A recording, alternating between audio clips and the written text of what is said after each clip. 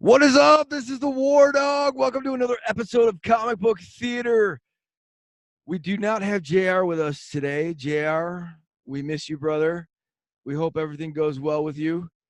JR, if you don't know, JR is the guy that always does his homework, and I'm the guy that actually copies off of his homework and usually gets a good grade off of that. I'm also the better looking one, by the way.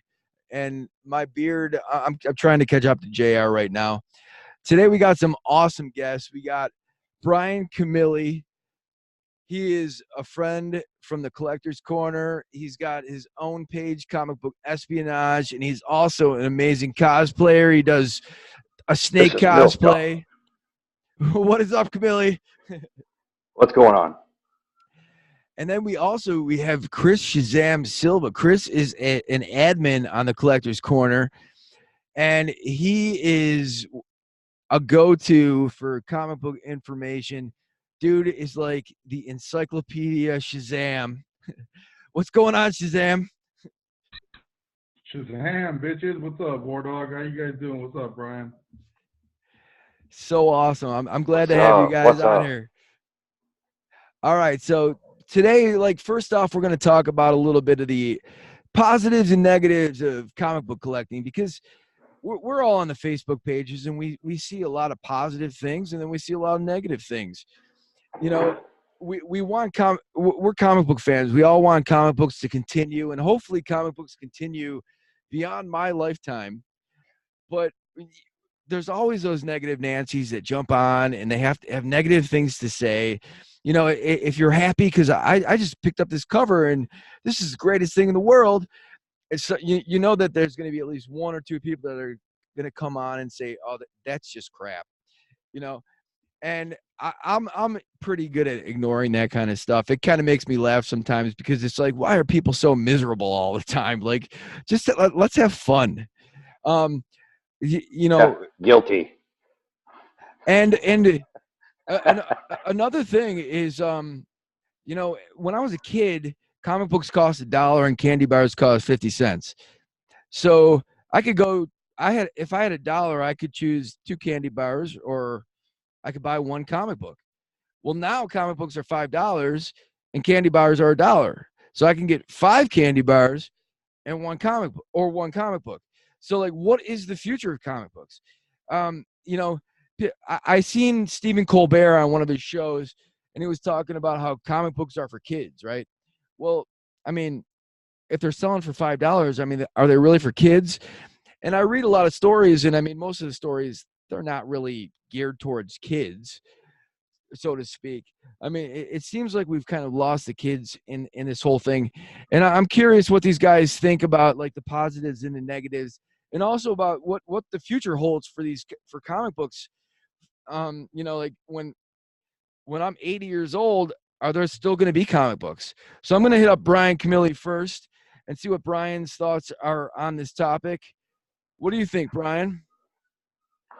Um, well, first of all, the positive negative thing. It's a double edged sword. I said it once. I'll say it 1,000 times. If you're paying for something, then you have every right to critique it, or bash it, love it, put it on a pedestal, whatever it is you want to do with it. You paid for that product, and whatever you have, holds merit because you bought it. On the other hand, you got people that just want to be negative and they don't plan on seeing something. Like me personally, I didn't plan to see the Captain Marvel movie. I didn't care to see it. I don't like the actress. I don't like her opinions. I'm not going to see it. But at the same time, I might post something once or twice about I'm not going to see it, but I'm not going to just constantly keep posting and commenting on people's stuff that do like it, that do want to go see it. They paid for it, they saw it. I'm not going to see it, so that's my opinion. My opinion is I'm not going. Um, but yeah, like people being negative that aren't even planning to go see something, it's just like you're just ruining the fun for other people. Shazam, what are your thoughts on all of this stuff? I'm kind of like on the same boat right there, man. I mean, I have to handle it a little differently because I'm one of the administrators in the collector's corner. So I when you get dickheads like that, they're just chiming in just to troll, be fucking negative. It's kind of hard because I'm kind of like you. I really don't give a shit. If it doesn't apply, I just let it fly. But because I have to, administer that kind of, babysit half of these fucking fanboys, they get so militant about shit. And it's like, I mean, if they wasted so much, if they focused all that negative energy onto something positive, it could be a hell of a lot better.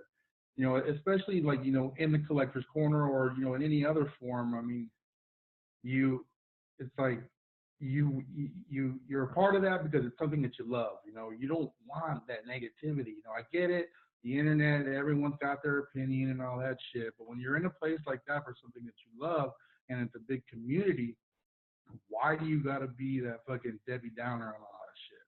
It's like, if you don't want to see it, cool. Just like Brian, he said, I don't want to see it, but I ain't gonna fucking post about it.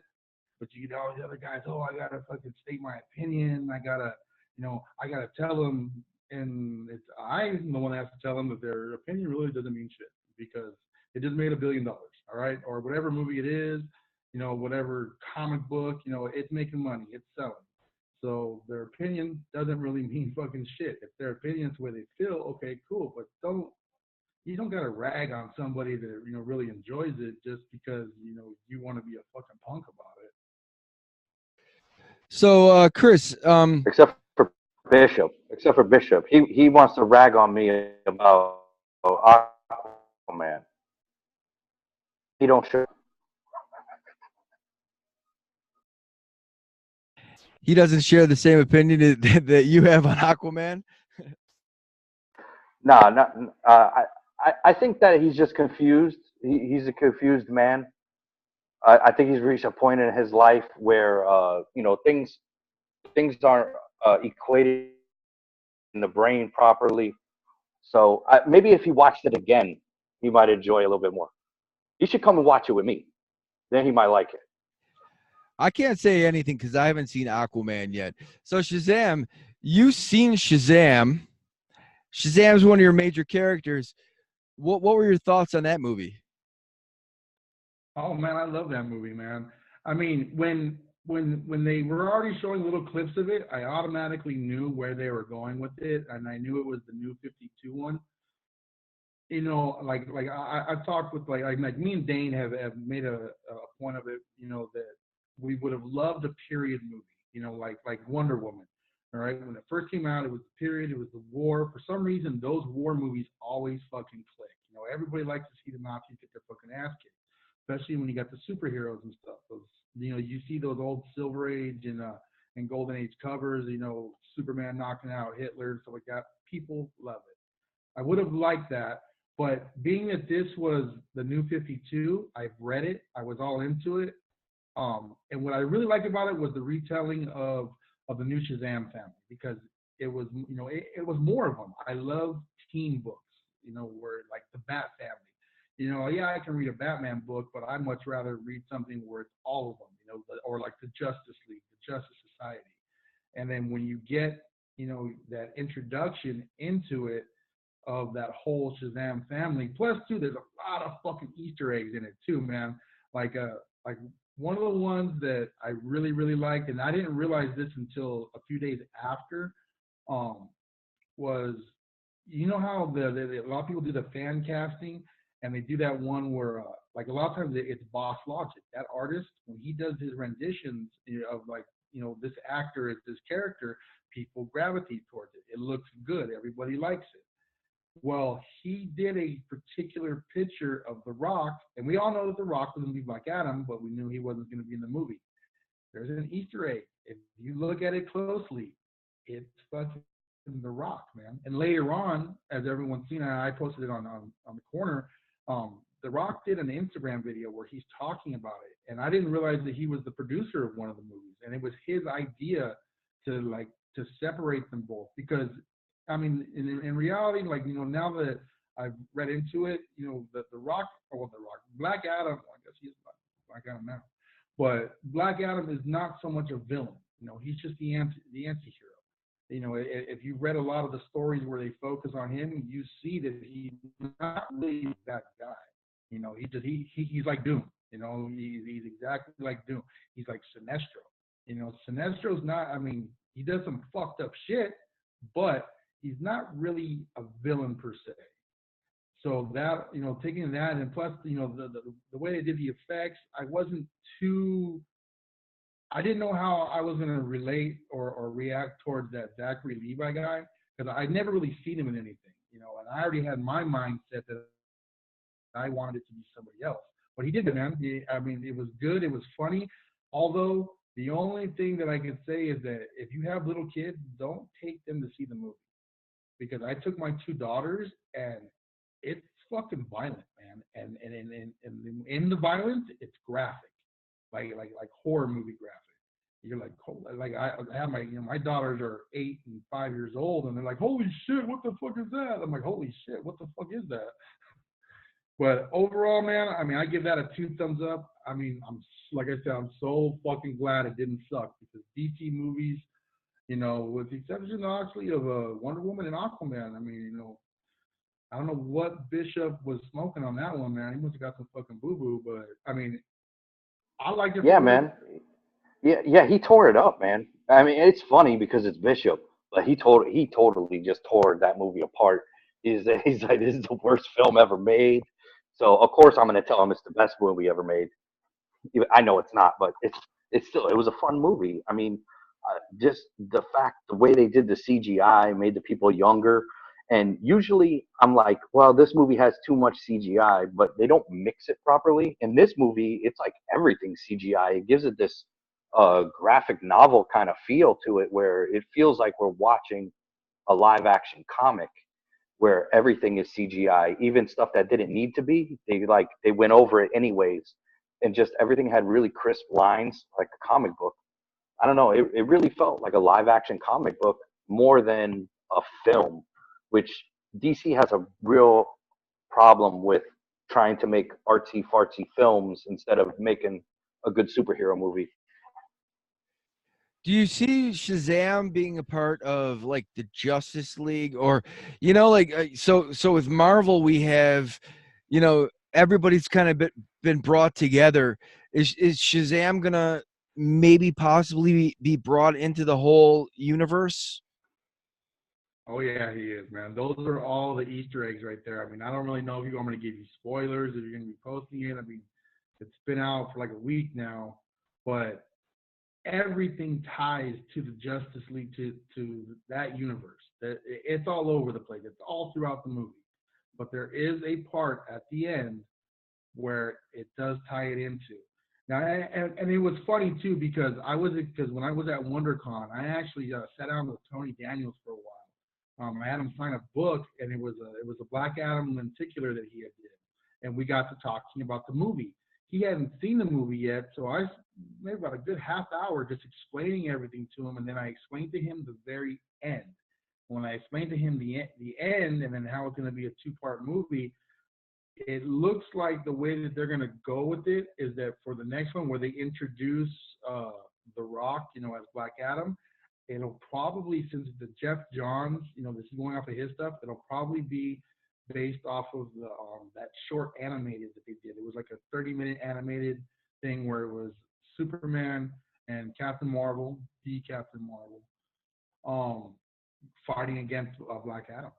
And so I think that may be the direction that they're going to. I mean, I was pretty spot on with the Shazam movie and the story they were going to tell on it. So, but yes, as far as that universe, it is definitely part of I haven't even heard anybody shitting on Shazam at all, really. I, I'm like, it. I don't know if anybody is, but I haven't seen that many people shitting on it or just being negative about Shazam. And that's kind of I haven't really surprising seen to too me. many people being negative about. Yeah, I haven't seen much negativity on the DC movies as of late as a whole, except for since the what is the Justice League. Like I haven't heard a lot of people talking shit since Justice League, really. to me. I don't know. Maybe I just don't see it. I'm not paying attention. Well, like in the beginning, they had tried. I remember when they were trying to like compare Aquaman to, I think it was like some Star Wars or whatever. Yeah. But No, that it was was Black Panther, I think. yeah, there it is. I mean, that was pretty much it. But I think they all had to eat a little crow on that one because it turned out to be pretty fucking decent. Plus, it's got a smoking hot redhead. Who doesn't love a smoking hot redhead? Yeah. And the Aussie Cougar, she's great. The android. That's what Scientology does for you. Keeps you looking young. Did you guys see the promo for Star Wars? The next Star or the last Skywalker or the next Skywalker, I think it's called. Yeah. Wah, wah. Oh, really?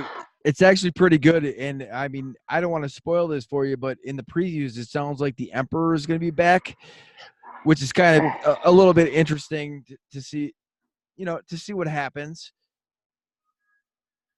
I think I got Star Wars fatigue. Jar Jar is the ultimate Sith Lord. I'm telling you, he is. Motherfucker's evil as hell. Got Yeah. the blood eyes too. See, you're bringing this up at the wrong time because John loves the whole Jar Jar debate, and he's not here to to bring that one up. Is But yeah, is he a Jar Jar fan? no. But did you ever see the fan movie where, or the conspiracy theory that Jar Jar's actually supposed to be like the ultimate Sith Lord?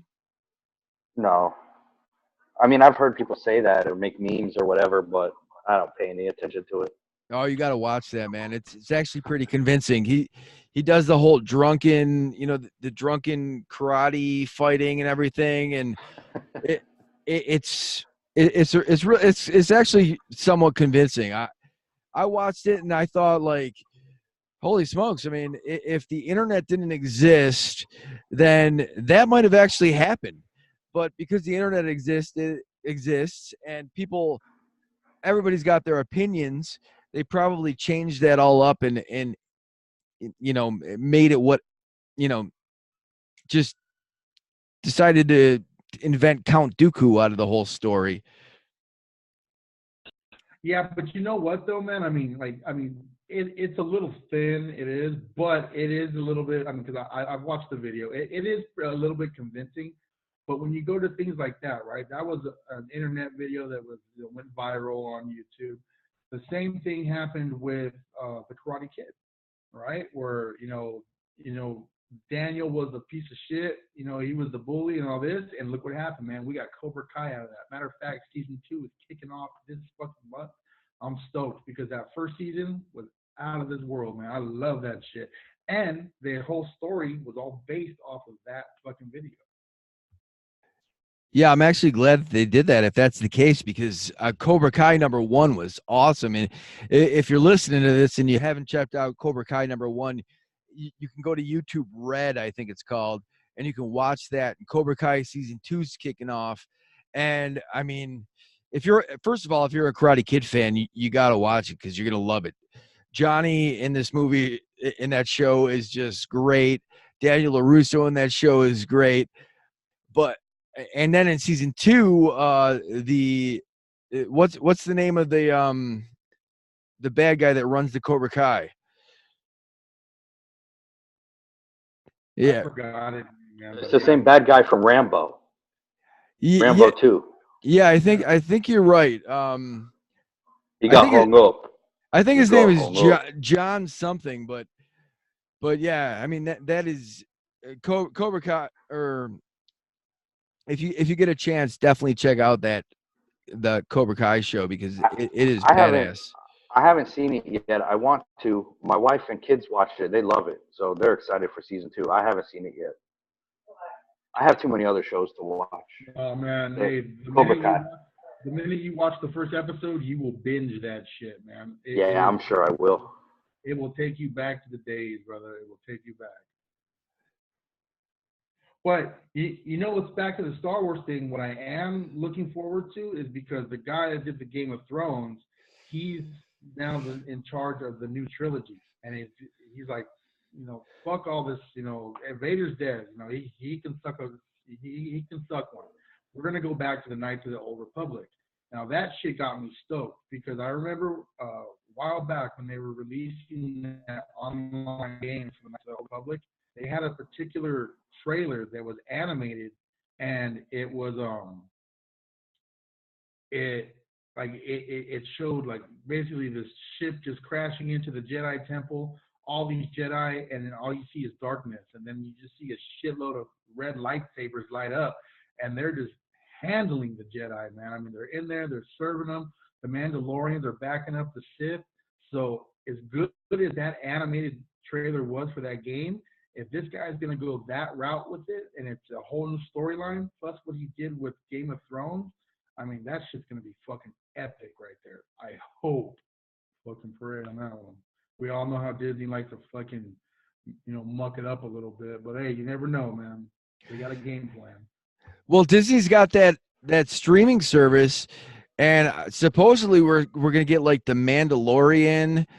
Uh, uh, I think we're gonna get like a Boba Fett story, and we might get some like other Netflix type stories from Disney, and Yeah, it's man. A Boba Fett show, a bounty hunter show. If they do it real grimy, I'd enjoy that. yeah. I mean, I'd enjoy that for sure. I'd love to see like Bosk. You know, like you remember that the Bosk character or the action figure Yeah, the with the brown face or the like the tannish face, and then like IG-88. I'd love to see some of those characters actually yeah. in a story. That would be really sweet. You see, some of those things though, like okay, take Netflix for instance, right? Everyone was upset because they were canceling all the shows. Well, we knew that shit was happening because those were Marvel properties. Disney owned that shit, so they had to pull it, and they were pulling all their library because they had their own streaming service, which is why they had bought Fox. Now, when they bought Fox, they got all those titles too, so that's a library just in itself. I mean, you get The Simpsons, everything from Fox, from FX, that's going to go on to their streaming service. Now, they have to have a 2 year waiting period in order for that shit to cool down before they can even remotely start to bring it back. That's why they were also canceling a bunch of the Star Wars movies, like the Obi-Wan Kenobi, that shit got fucking axed and shit like that. Everyone says that it's because the other movies flop. That's a possibility, or they could just be holding it because of their streaming service. And not only that, they have FX. If you're gonna show something gritty, like how the Punisher was, and all that, or fucking Jessica Jones, which sucked in my opinion. But I mean, she's over there getting drilled. The network you're gonna put that on is FX. I mean, they had Sons of Anarchy, the Mayans, so they have all these different fucking platforms where they can just kick it right back up. That's why they're gonna start the new Hawkeye shit going on pretty soon. I mean, it's already in the works. They're already dishing it out. I still got a bad feeling that this is the end for Punisher. I don't think Disney wants anything to do with a comic book character that just his main superpower is shooting people with guns. I feel like this is it. It's done. I think they're going to do away with him. It'll be a long time before we see Punisher live action again. It's just my opinion. It's a bad feeling more than anything. That's a possibility, but when it comes down to the money, they know what it generated. And of all those shows that they had, that was the main one that people fucking loved. That character, John Bernthal, he nailed the Punisher. No other actor's been able to do that. If they Yeah. were to, Did then the FX channel would be the one to do it because it's money. did you enjoy the story? Because I enjoy John Bernthal's version of the Punisher, and I really don't fault any of the actors, even in the seasons of the Netflix shows that like I didn't care for that much. Like, and I'm in a minority. Like, I didn't care for Daredevil season 3 at all. But I still like seeing Daredevil. I like Charlie Cox as Daredevil. I like the guy that they picked to play Bullseye. But there's certain things that they do that really annoy me, and I know why they do it is because they're being lazy or they're being cheap and they don't want to pay stuntmen to do fight scenes. So they do 2 episodes where we learn about Karen Page. Listen, I don't care about Karen Page. Yeah, I just don't. So it's things like that, and like the story in the Punisher for me, they did a lot of like trying to not have him shoot guns. Even they were doing it. I don't know, man. But John Bernthal is amazing as the Punisher. I feel like if they would have maybe had a different writer or somebody in charge of that show, like I think it could have been like one of the greatest TV shows of all time, for that genre, for a shoot 'em up show. But I don't know, man. The shows like lacked for me in so many ways. Not enough Punisher skull, definitely. That's a good way to get me on the bad side too. Is not putting the uniform. That was why I hated their take on Bullseye, because we never got the uniform. You know, they knew that was going out of. They knew they were going off. They knew they weren't going to get another season. Why not just throw the Bullseye uniform on them once, at least one episode? Yeah, I can see where you're coming from on that. I mean, I think a lot of it has to do too with budget.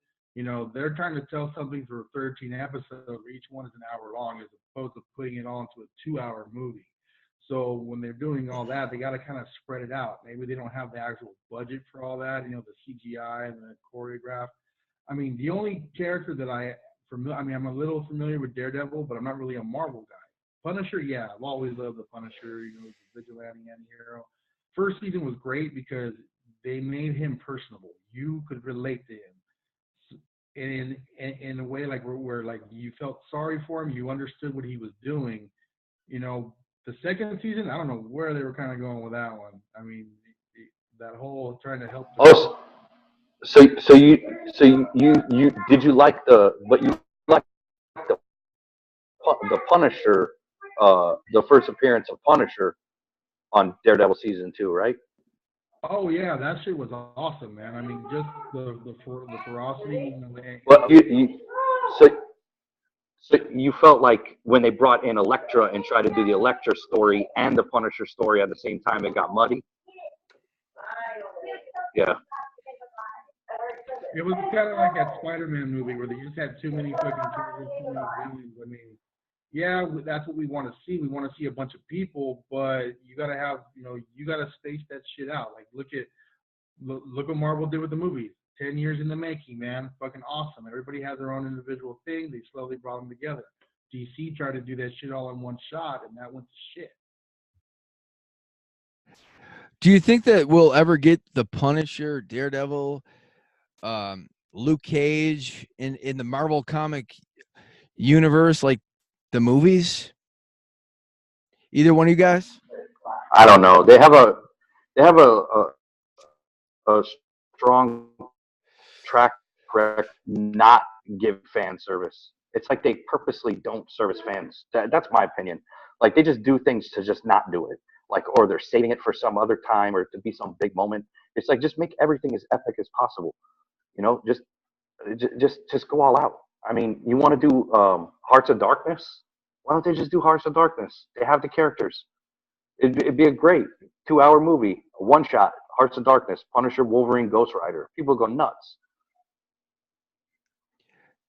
But I agree with you with that one. I mean, I think a lot of it too has to do with the whole licensing thing. You know, now that they pretty much own the world, they can do a lot more with it.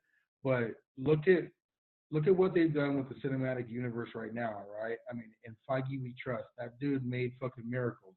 I mean, Iron Man, you know, I don't want to say he was a top level like tier character. Neither was Captain America or Thor. They are staples, but at the time, for a long time, it was the X Men. Anything mutant related, X Men, X Men, X Men, X Men. When those movies came out, they did pretty good with the first class, but the other ones were just kind of before their time. They tried a little too hard. Fox just didn't know what the fuck they were doing with that shit. All right. So Marvel, when they did have the rights to certain characters, I mean, look at Guardians of the Galaxy, man. Nobody fucking selected that shit. Nobody.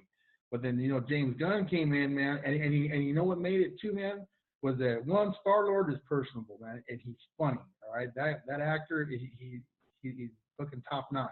But it's the soundtrack. Soundtrack makes a movie.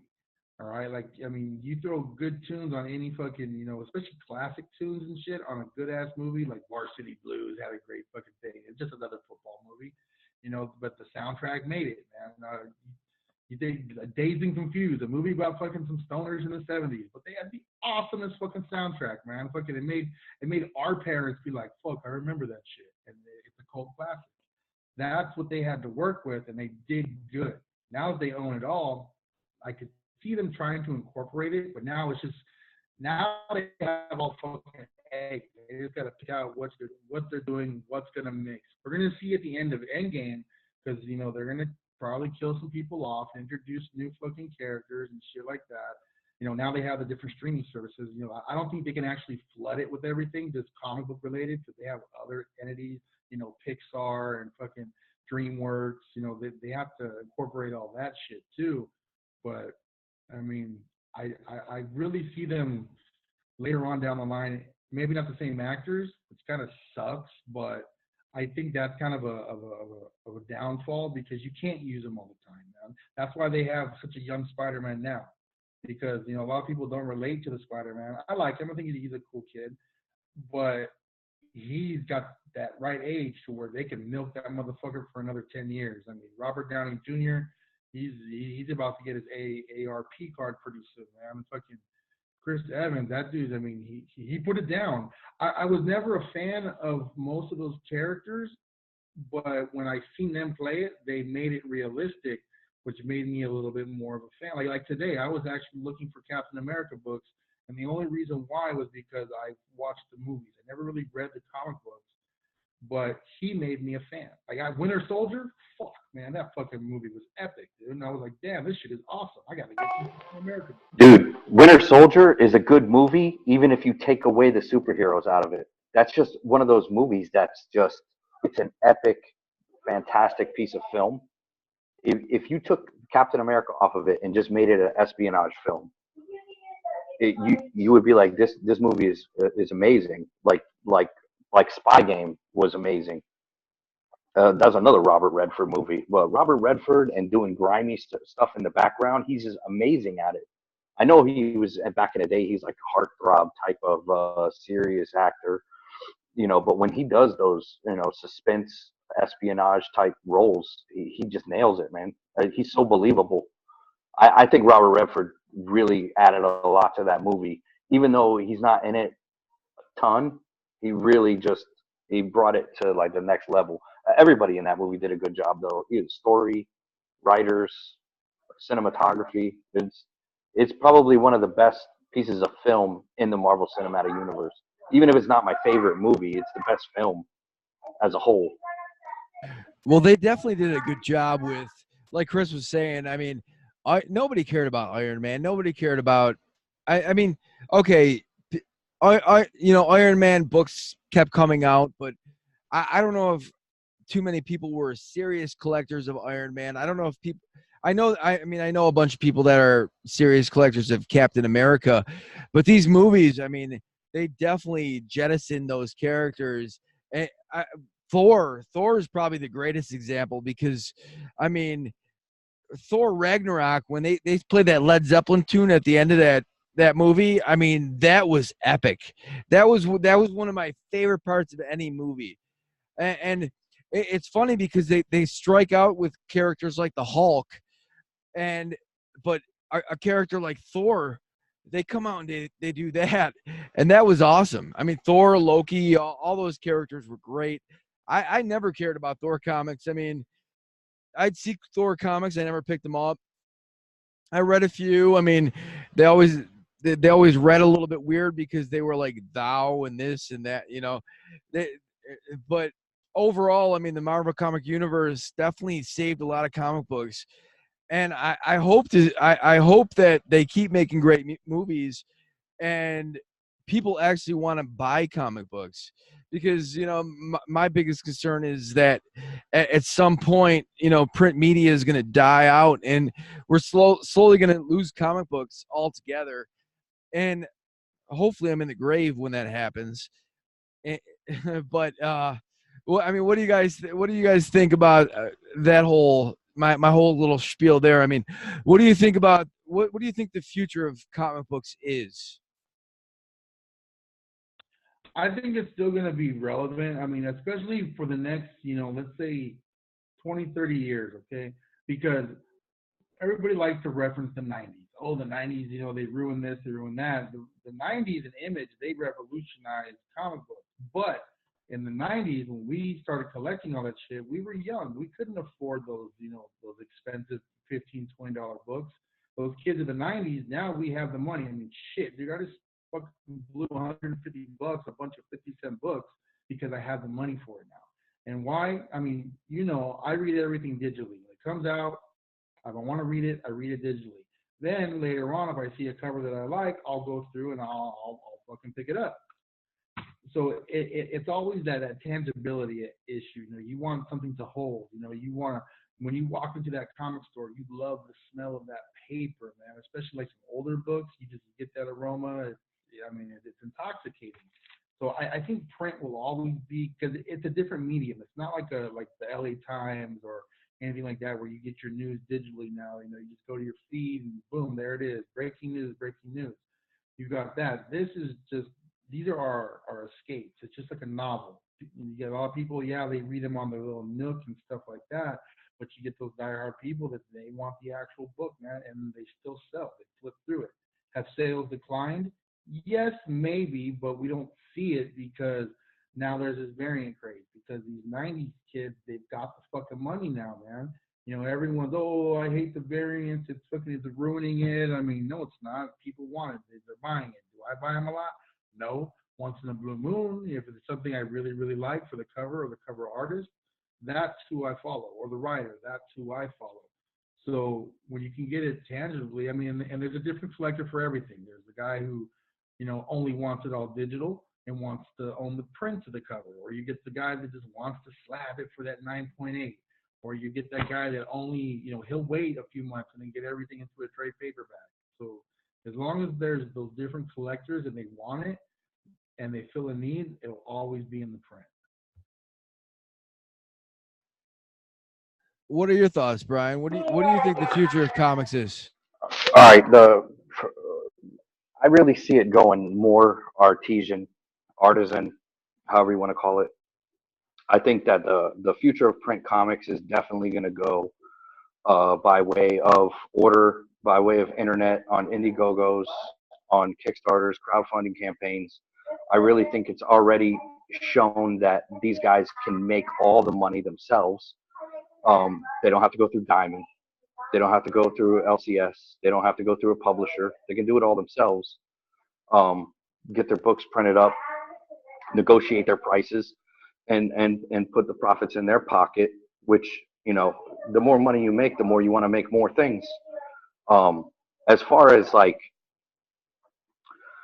LCSs and things like that, like I don't ever want to see the LCS go away because we were there for the beginning of the comic book shop, our age bracket, and I have a bad feeling we're going to be there at the end of the LCS. I think it's slowly just going to go away. It's happening already. The numbers are there. It's always less and less shops each year. Um, and a lot of that has to do with the way books are distributed. Now, you guys said about variants, like people complain about there's too many variants or whatever. I don't have a problem really with all the variants. Like, um, you have more options, you have more choice. But the way that it's distributed to the LCS, the way the LCS has to get it, they're taking all the brunt, all the negative side effects of the way that they do the variants. So it's not just, oh, here's a ratio variant. It's a ratio variant because um, that LCS had to order that many copies to get one of that book. So if nobody wants the A cover, it just sits on the shelf. And who eats that? The LCS eats that. So I would say the negatives of the multiple variants, ratio variants, and all that is that it puts a hurting on the LCS if they can't move those A covers.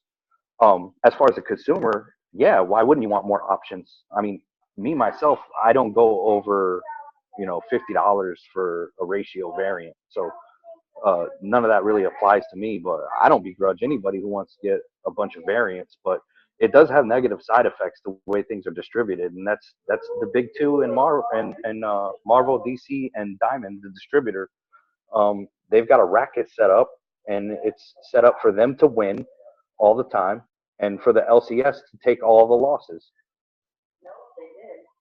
You know what? You got a good point on that too. Like, okay, just recently, okay, with that whole Rob Liefeld fucking major X shit.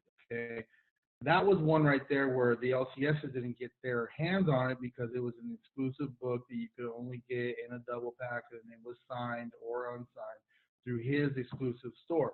So the fan had to do that. So now with the next issue that's coming out, the numbers are a little bit fucked up because what they're showing is that they're sold out, right? And I think Rob even made a comment about it. He's like, "Holy shit, the issue's not even out yet, and it's sold out." But it's not. What it means is the LCS bought everything that was through Marvel. Marvel was distributing just a certain amount. They're bought. But, and it's like you said about the LCS has to eat it. Just because it says it's sold out doesn't mean it's necessarily sold out. That issue 2 goes on the shelf, and it's a 25-piece minimum, I believe, right now. It goes on the shelf. They sell 5 of them, and the rest of the 20 doesn't fucking sell, and they had to order those for their fucking minimum. So now the LCS has to eat that shit. Next thing you know, I'm buying that motherfucker in a 50-cent bin. Yeah, that's pretty sad the way that they do that. I mean, the one cool thing about DC is that they have cover A and cover B, and they're not ratio variants. I mean, Matina does a lot of covers for the for the DC books, and you can get those books. I send an email to my comic book shop, and I say, "Yo, this Matina cover looks pretty sweet. Can I get a copy of that?" And he can pull it for me, no problem. Um, it's really Marvel that does that mostly. I mean, they have those 1 in 25s, the 1 in 100s, and the only way that you're going to get those is by paying up. I mean, my shop won't even pick them up unless you pay for my guy actually says you got to pay if you want this 25 1 in 25 variant. I'm going to order 10 and you got to pay for the other 15. Like, seriously? I mean, no, I don't want it that badly. I mean, I guess the one good thing is that I can go to Midtown Comics and pick stuff up like that, but they're still jacked up in price, and I and you never know. I mean, it's crazy because some of the variants, the covers aren't even that amazing. I mean, there are a lot that do have amazing covers, but then there's these 1 in 25s that I'm looking at the covers and I'm like, seriously, like you want me to pay $25 for this cover when cover A actually looks better than this cover? I mean, but I guess these are the things that we have to deal with in this time. I mean, Yeah, and there's another thing too. As far as like the future goes of comics, and like I said about like crowdfunding campaigns and guys starting their own websites and just selling their own book. Antonio D. He publishes his own book. He's his own printing house. He prints his own stuff. So he's bought the equipment. All he does is just print print print out whatever he wants. Um, to me, there's also another part of it where a lot of the artists and the writers that I like and I enjoy either got booted out of the industry, were made to feel unwelcome in the current industry at the big two, even Image. We could just call it Big Three because it is Big Three. Guys like uh, Chuck Dixon. I love Chuck Dixon stories. He's out of the game, but he's not completely out of the game because he's doing crowdfunding campaigns for his books. Ethan Van Sciver. Ethan Van Sciver is making money hand over fist. He doesn't need the industry, the current industry. He's creating his own industry. He's creating the future, directing it where he wants it to go for him and for other, independent artists, up and comers, and professionals that either aren't welcome in the industry, have been booted from the industry, or just ignored by the current industry. Billy Tucci is another one. Um, uh, this one right here, you got Kessel and Grummet. You recognize those names? This is Section Zero. It is on Image, so it doesn't really count. It's not a crowdfunded book, but Kessel and Grummet, they did a bunch of stuff for Superman and Man of Steel, in the '90s for the Return to Superman. I don't know if you recognize those names, but these guys are still out there. They're just not.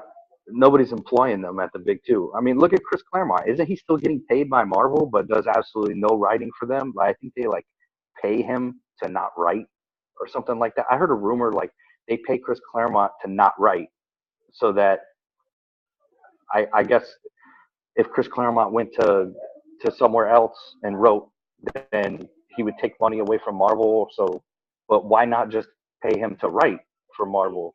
I don't get it. Um, but that's my thing on that. And you know, what what do you guys think about like the crowdfunding funding campaign and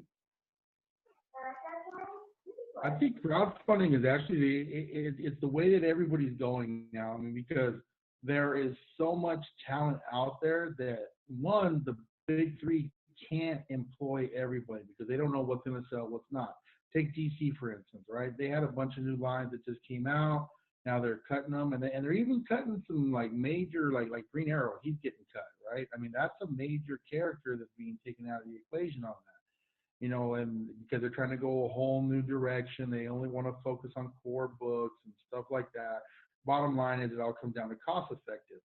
But well, it's like you said, like that book that you have right there are plenty of talent that used to be that we grew up with that are still there, they're still relevant, like and the crowdfunding is the way to go. Take Brian Polito, right? He did not know, and I asked him this when we were hanging out at Fiend Fest, that he did not realize that this revival was gonna be like this. And then yeah, he knew he had fans, but he didn't know it was like this and loyalty. And the reason why is, and I mean, I've walked through his shop. They've explained everything to me, the way it's set up. I mean, it's quality. That's the main issue. He wants fucking quality work, and he puts it out there too. His last Kickstarter, 323,000 in fucking change, when all he needed was like 15,000. And he puts that right back into it. He employs all these great artists. Some of them are, I don't want to say no names, but not really recognized throughout the major three. And he's employing them. He's giving more jobs. He's got his headquarters. He's employing his staff, and he's just putting out quality books. The same thing with Antonio D. I mean, it's helped him. He's got a platform, he's got a following. And the money that he makes, he's giving it right back out. He's hiring artists. Like he got Goz, man. If I could do a couple covers. Yeah, Yo-Yo. I mean, it's great the way that that's going, and I see it going that way too as far as the distributing wise. When you go through, like he has the stuff that the LCSs will want to order, and that's after the fact that the books have come out. Then that's when they have to go to Diamond because that's the distributor. But when it comes to the crowdfunding, anybody that wants it, wants the premium, wants this, he sends it to you. Customer service number fucking one. You get a damaged book, boom, it's fucking, you just drop Nick the line and it's right there. Same thing with Ron Zabala. Man, I've seen, I mean, the shit that guy has would blow your fucking mind on the covers. And the artists that he has, that he's actually working with. I mean, some of these that go from the big names all the way down to some of the lesser ones that we didn't know about, but now we know about them because of crowdfunding. It's because of these guys. It really has revolutionized, this whole thing right now. We got social media, we're blitzing everything. The guys in the corner, we're just pimping everybody out right there. That's the little guy, trying to compete with the bigger ones, and it's showing. The numbers are showing. I mean, most of these guys now, where they had trouble getting crowdfunding, now, with groups like the Corner or Cyber Fiend or whatever comic group you're involved with, if you're supporting that little guy and you're pimping his shit out there, you're giving them notice. So now they're getting back and funding in fucking 24 hours, funding like that, and it's an awesome fucking experience. I love promoting this shit for these people. I don't like getting money for it. I don't want nothing. I just love it for the love of the game, man. But there are perks to it. Like I did it with Ron just because I really liked the character, the Patriotica. But it was quality too. Covers matched interiors, quality of the paper, quality of the stock, everything like as far as I mean, like even comic skins. I love the comic skin thing. I'll pimp that shit all day long. They ever give me anything for free? Fuck no. Do I get a discount? Fuck no. But I'll still buy that shit because I love it. I support it. And that's how the industry just keeps on growing. The crowdfunding is probably the way to go. And I think it's not pushing out the big three, but it's definitely hurting them, which is now why all these other artists like John Boy Myers and shit like that, they are getting their own exclusives and they can only be bought through LCSs. LCSs have they can have an order list. Like for instance, there's one called Legacy where they used to be the exclusive for the Art Germ before Art Germ was Art Germ, when he was barely getting noticed. They were the exclusive carrier. If you wanted an Art Germ cover, they had the contract with it. He did covers, same book, but only for them. You had to order through them at a premium. But now it's that people notice that and they see it. So the guy who, there may be 80 different variants for it, but if they only like this artist and they want that one, they can go to the LCS, order directly to them, keep them in business, and then the shipping is even better because it doesn't come through Diamond. Yeah, the only disappointing thing, the only difficult thing with the whole crowdfunding thing is that you got to pay up to actually get the books. And that, like I wrote a comic book and I'm going to do a Kickstarter or an Indiegogo. I still got to decide on which one is going to be the better route. Brian was telling me Indiegogo might be better than Kickstarter, but like, if you do a Kickstarter, you're pretty much going to have to charge people $10 for a book. And, I'd rather be able to have my book go out to as many people as possible. And I'd like my friends to be able to pay like, $4 or $5 for the book. That's probably the one negative. And I wish that, that there'd be another company other than Diamond that actually would market these books so that you could actually say, I did this book and it's got some pretty positive things going on and I can sell it for $5 and people, my friends and my people that might want to actually check this out can pick this book up for like $5 instead of having to pay $10. Like, I got onto the last Kickstarter for Lady Death. And I, I mean, I think one of the driving factors for that was that challenge coin. I mean, the challenge coin alone, I, before the Fiend Fest was going on, I had a challenge coin, and I looked online, and people were selling that challenge coin for like $70. And so, like when this one popped up, I was like, you know what? I might as well hop on. I mean, you know, a year down the line, I might be able to sell this challenge coin for $70, even though I don't sell anything because I'm a hoarder. But you know, I wish there was actually another avenue. Like I wish a guy like Brian Polito would actually go one step further and create his own company and say, yo, I'm gonna take all these Kickstarters and I am going to make them. I'm going to be the next Diamond. We need the next Diamond to come along. And I know it's probably not Brian Polito that might do this, but I'm hoping that eventually we get the next Diamond that pops up because a monopoly in anything is bad. You know what's funny about that though, man? Okay, because you take somebody like Brian, right? If Kickstarter will throw you updates every once in a while for people that you've backed, right? And you can notice that Brian Polito, after his Kickstarter runs, he goes through the Kickstarter and he starts backing a bunch of projects, helping out people that helped him. But one of the options, like somebody like him could have, and I'm not saying if he did it or not, or what Dan Mendoza, but because Brian has a lock on that distributing and the customer service for his own books, he can order, like, say, if there was a new Sagro coming out, he could get a dealer exclusive that was only for him and then distribute it directly through him. So it kind of eliminates that distribution through anybody else. So it is very, very possible. Or say, like, if somebody like like Art Germ Collectibles. If they wanted to do an exclusive cover for somebody, it would get distributed directly through Art Germ Collectibles. So it is possible to eliminate diamond. Yeah, and you. Oh no, I'm sorry. Go ahead. But the only thing is like for distributing them to actual comic book stores, I believe comic book stores are actually contractually obligated with Diamond. Once they have the account, they have to order a certain amount of books here and there through them. So if it's a lower end book, sometimes you got to go old school with that, man, and you just got to fucking get them in bulk, like, or have your printing done through Antonio D. He sends them over to you, and then you got to ship them out over to them or hand them to them directly so that they can be put onto the shelves. Yeah, I was just gonna add to what you were saying about you don't know which way you're gonna go, or whether Indiegogo or Kickstarter, or having a different avenue. But the first step is exactly what you're doing right now. You're building up your audience, and you absolutely should talk about your book as much as possible. You're not going to annoy us. Um, just keep talking about your book.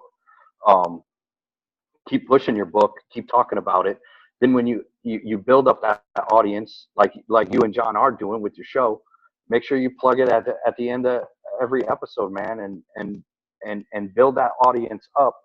This way, if you've got like 1,000 subscribers, let's say hypothetically you have 1,000 subscribers, so you could figure guaranteed you're going to get at least 200 of them will back your book.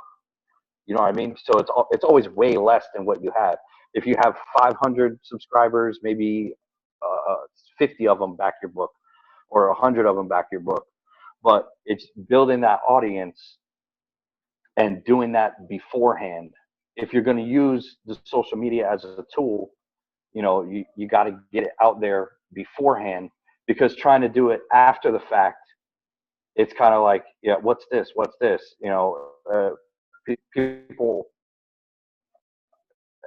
People they forget, like, oh well, I'm paying attention to this now. But once you've built that audience up and they get to know you, because now they're not just backing your project, they're backing you. That's the difference. When you buy a Marvel book or a DC book, you're buying it because you like Wolverine. You're buying it because you like, you know, I'll buy a Wolverine book for the cover, even though I know that whoever wrote it, I don't care for the story. I probably won't even crack it and read it. I know it's trash inside, my opinion, but I buy it because I like that cover. So I'm basically just buying the character. When you do crowdfunding campaign, man, you're selling yourself as well as that book. It's not just Brian Polito. Look at Brian Polito. He has his whole song.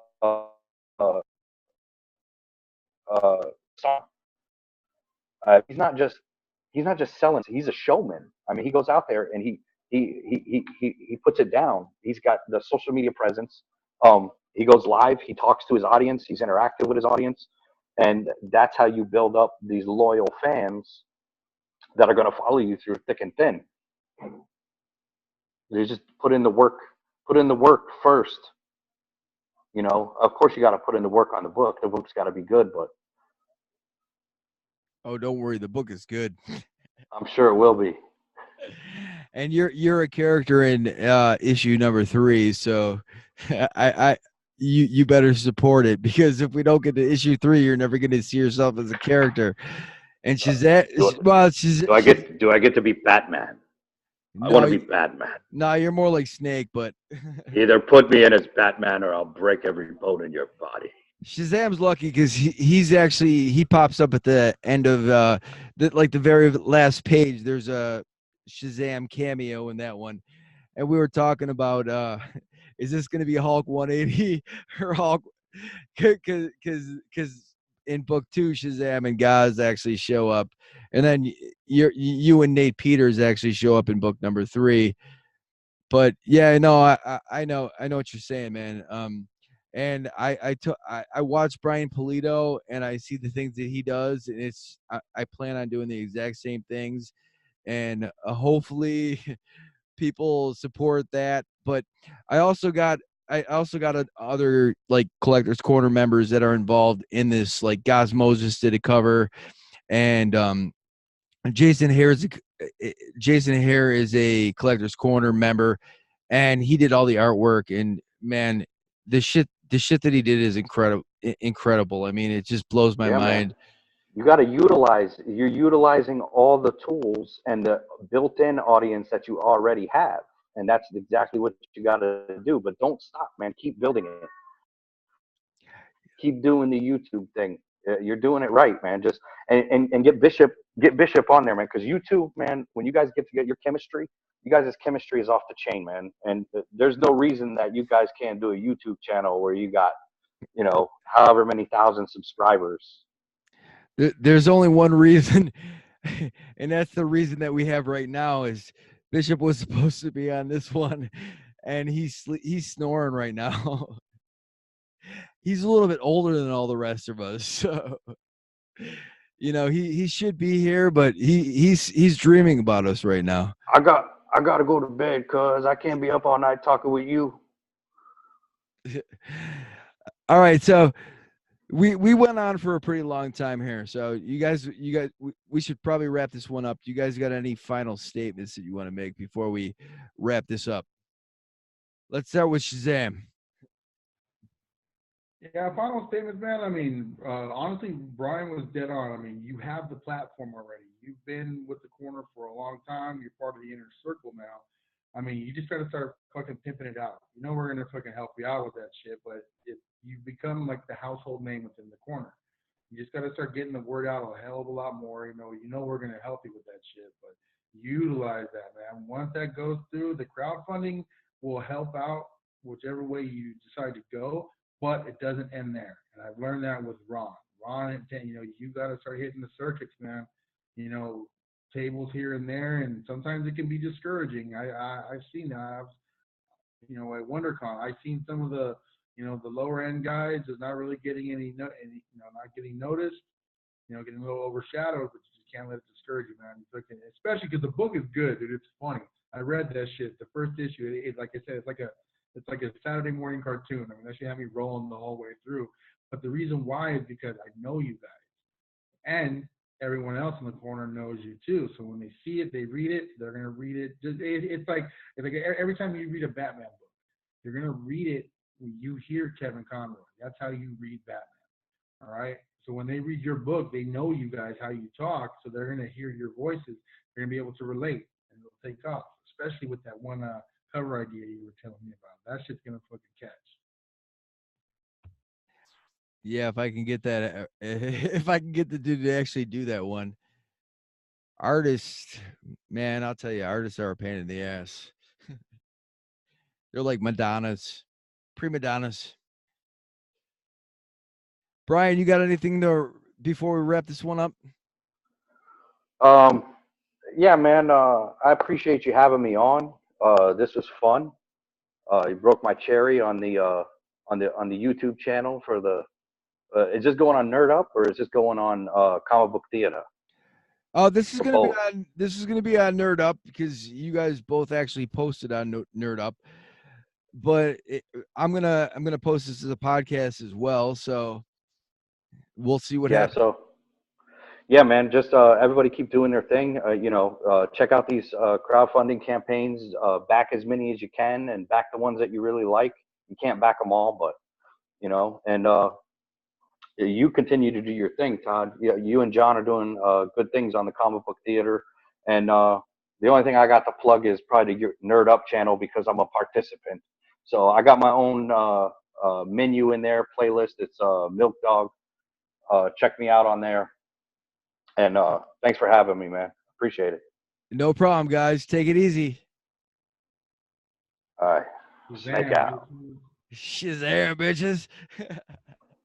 Nice. All right, I'm hitting stop on this